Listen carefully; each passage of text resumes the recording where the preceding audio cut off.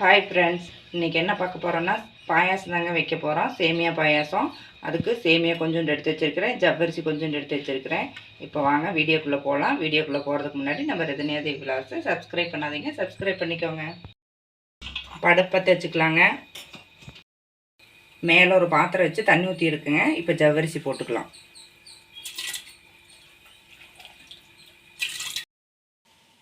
ஜவ்வரிசி நல்லா கொதிச்சு வந்துருச்சுங்க, நல்லா வெந்துருச்சு. இப்போ வந்து சேமியா போட்டுக்கலாம். சேமியா வந்து வறுக்கலை, அப்படியே தான் போடுறேன். சேமியா போட்டு அப்படியே கிளறி விட்டுக்கலாம். சேமியா வேகட்டும்.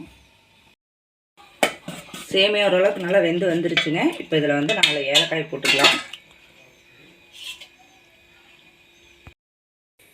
இப்போ இதில் தேவைங்கிற அளவுக்கு சர்க்கரையும் சேர்த்திக்கலாம்.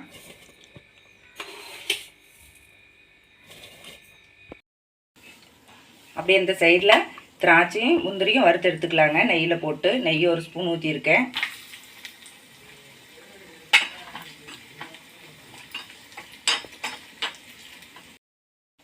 இப்போ சேமியா நல்லா வந்துருச்சுங்க. பாயாசம் ரெடி ஆயிடுச்சு. இதில் வந்து தேங்காய் ஒரு கைப்பிடியோடு போட்டுக்கலாம். அது கூடயே நம்ம வறுத்து வச்ச முந்திரியும் திராட்சையும் சேர்த்துக்கலாம். அடுப்பு ஆஃப் பண்ணிக்கலாம். நம்ம பாயாசம் ரெடி ஆயிடுச்சுங்க. சேமியா பாயாசம் பால் ஊற்றாமல் செஞ்சுருக்கிறேங்க. தேங்காய் போட்டு செஞ்சுருக்கோம்.